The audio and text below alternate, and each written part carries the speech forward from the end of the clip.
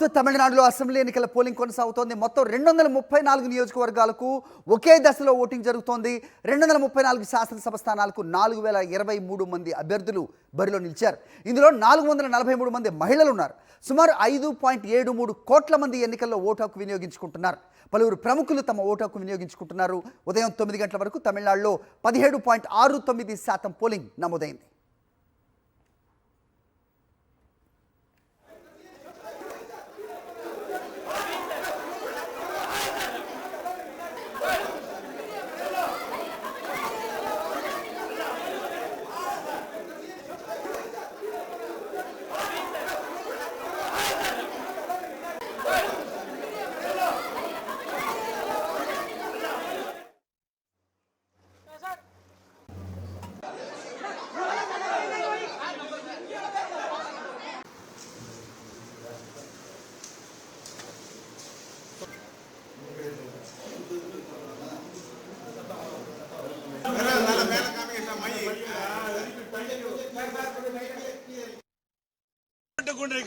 நடைபெற்றுக்கொண்டிருக்கின்ற சட்டமன்ற பொதுத் தேர்தலில்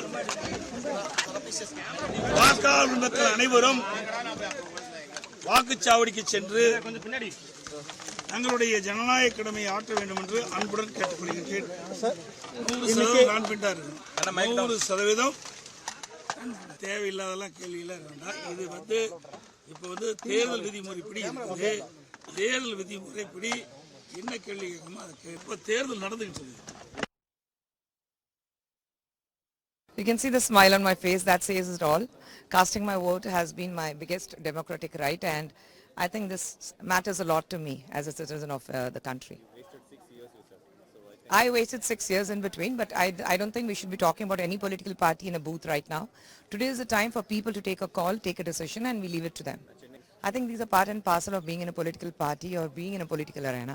It's not the first time there was a bomb threat in my house, but this time there was a little more serious one. So extremely thankful to the police who took immediate action, and they were there. The bomb squad was there. There was a continuous 24/7. There was a security at home. There were sniffer dogs and everything. So I think it's part and parcel. We really want people to come out and vote, and I think SR has really helped a lot to bring in, because what we saw in Pondicherry, what we saw in Assam, the number of turnout has been for the voting poll. So I think that's a great thing. People should come out and vote. Right, ఇక తమిళనాడులో ఎన్నికల సరళి ఏ రకంగా ఉంది మా correspondent Lokesh Reddy తెలుసుకుందాం. లోకేష్, ఎక్కడున్నారు ప్రస్తుతం మీరు? ఏ రకంగా సాగుతోంది పోలింగ్? దాదాపు 17% పోలింగ్ మొదటి 2 గంటల్లోనే జరిగిన నేపథ్యం చూస్తున్నాం. ఏంటి మీ దగ్గర ఇన్పుట్స్? ఎస్ఆర్, ప్రస్తుతం మనము తమిళనాడు రాజధాని అయినటువంటి చెన్నై నగరంలో ఉన్నాము. చెన్నై నగరంలో ఉదయం 7 గంటల ప్రాంతం నుండి కూడా పోలింగ్ ప్రారంభమైనటువంటి పరిస్థితి. తమిళనాడు వ్యాప్తంగా కూడా ఉదయం 7 గంటలకే ప్రారంభమైనప్పటికీ కూడా తిరుపూర్ డిస్టిక్ సంబంధించినటువంటి 2 పోలీస్ స్టేషన్లో మాత్రం కొద్దిగా ఈవీఎంలు మొరాయించడంతో కాస్త ఆలస్యం, అంటే ఒక పోలింగ్ స్టేషన్లో 20 నిమిషాలు ఆలస్యంగా, మరో పోలింగ్ స్టేషన్లో 30 నిమిషాలు ఆలస్యంగా కూడా పోలింగ్ ప్రారంభమైనటువంటి పరిస్థితి ఉంది. అయితే మొత్తానికి పోలింగ్ అయితే మాత్రం ఇప్పటికీ 17%కు కూడా నమోదైనట్లుగా మనకు అందుతున్నటువంటి సమాచారం. ఇప్పటికే ప్రముఖులందరూ కూడా తమ ఓటు హక్కును వినియోగించుకోవడం జరిగింది. మరోవైపు అనూహ్యంగా రాజకీయాల్లోకి అడుగుపెట్టినటువంటి టీవీకే పార్టీ అధినేత యాక్టర్ విజయ్ ఇటు కేంద్ర ఎన్నికల కమిషన్కి ఒక లేఖ కూడా రాయడం జరిగింది. ఏదైతే ట్రాన్స్పోర్టేషన్కి సంబంధించి ఇటు గవర్నమెంట్ సరైనటువంటి నిర్ణయం తీసుకోకపోవడం కారణంగా ప్రజలు పెద్ద ఎత్తున ఇబ్బందులు ఎదుర్కొంటున్నారు, కాబట్టి పోలింగ్ ఏదైతే సమయం ఉందో దాన్ని 2 గంటల పాటు పొడిగించాలని చెప్పి కూడా కేంద్ర ఎలక్షన్ కమిషన్కి టీవీకే పార్టీ అధినేత విజయ్ ఒక విన్నపం చేసినటువంటి పరిస్థితి ఉంది.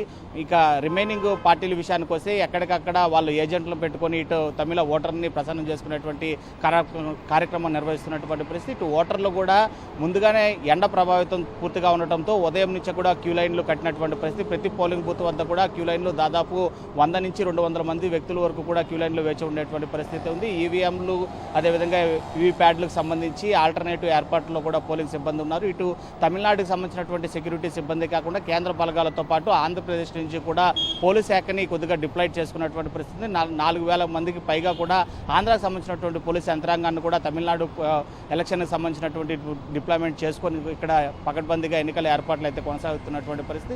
ప్రస్తుతం 17% పోలింగ్ అయితే మాత్రం నమోదైనట్లు సిచ్యువేషన్ కనిపిస్తుంది. సాయంత్రం 6 గంటల వరకే కూడా పోలింగ్కి సంబంధించినటువంటి సమయం ఉన్నప్పటికీ కూడా ఇప్పటికే టీవీకి పార్టీ అధినేత 2 గంటల ఎక్స్టెన్షన్ కోరినటువంటి నేపథ్యంలో మిగిలిన పార్టీలు దానికి ఏ విధంగా స్పందిస్తాయి, అదేవిధంగా పోలింగ్ సరళి ఏ విధంగా ఉండబోతుంది, ప్రధానంగా డిఎంకే అదేవిధంగా ప్రధాన ప్రతిపక్షమైనటువంటి ఏఐడిఎంకేకి సంబంధించినటువంటి పోరులో విజయ్ ఏ రకమైనటువంటి మార్పులను భవిష్యత్తుని తీసుకురాబోతున్నాడు అనేది కూడా వేచి ఉన్నటువంటి పరిస్థితి అయితే మాత్రం ఉంది. అయితే గతంలో పోల్చుకుంటే ఈ దఫ పోలింగ్ శాతం పెరిగేటటువంటి అంచనాలు ఉన్నాయని చెప్పి కూడా రాజకీయ విశ్లేషకులు భావిస్తున్నప్పటికీ కూడా అయితే ఖచ్చితంగా ఇక్కడ ఉండేటువంటి లోకల్ యాజమాన్యం అయితే మాత్రం పెద్దగా కొత్తగా వచ్చినటువంటి పార్టీ పైన మొగ్గు చూపడం లేదు. ఖచ్చితంగా ఉన్నటువంటి ప్రధాన పార్టీల వైపు మొగ్గు చూసేటువంటి పరిస్థితులు అయితే కనిపిస్తున్నాయి. ఎట్టకేలకు ఇటు పోలింగ్ సంబంధించినటువంటి దాదాపు 75,000కు పైగా కూడా పోలింగ్ స్టేషన్లు ఏర్పాటు చేసినప్పటికీ 33,000కు పైగా లొకేషన్స్లో ఇవన్నింటిలో కూడా పోలింగ్ సార్లు కొనసాగుతున్నటువంటి పరిస్థితి అయితే మాత్రం ఇటు తమిళనాడు వ్యాప్తంగా చాలా క్లియర్గా కనిపిస్తుంది. Hari all right Lokesh, breaking update చూస్తున్నాం. మనం పోలింగ్ సమయం 2 గంటలు పెంచాలని టీవీకే విజయ్ ఎలక్షన్ కమిషన్కు ఒక వినతి పత్రం రాశారు. చెన్నైలో రవాణా వ్యవస్థ అస్తవ్యస్తంగా ఉందంటూ కూడా టీవీకే చీఫ్ విజయ్ చెప్పిన పరిస్థితి. ఈసీకి టీవీకే చీఫ్ విజయ్ లేఖ రాశారు. పోలింగ్ సమయాన్ని 2 గంటలు పెంచాలని తన వినతిని ఆయన విన్నవించారు. చెన్నైలో రవాణా వ్యవస్థ అస్తవ్యస్తంగా ఉందంటూ కూడా ఆయన వ్యాఖ్యానించారు. టీవీకే చీఫ్ విజయ్ పోలింగ్ బూత్లకు ఓటర్లు సమయానికి చేరలేకపోతున్నారు అని తన కన్సర్న్ను ఎలక్షన్ కమిషన్ దృష్టికి తీసుకెళ్లారు. పోలింగ్ సమయం రాత్రి 6 నుంచి 8 గంటల వరకు కూడా పొడిగించాలని ఆయన వినతి పత్రం అందజేశారు.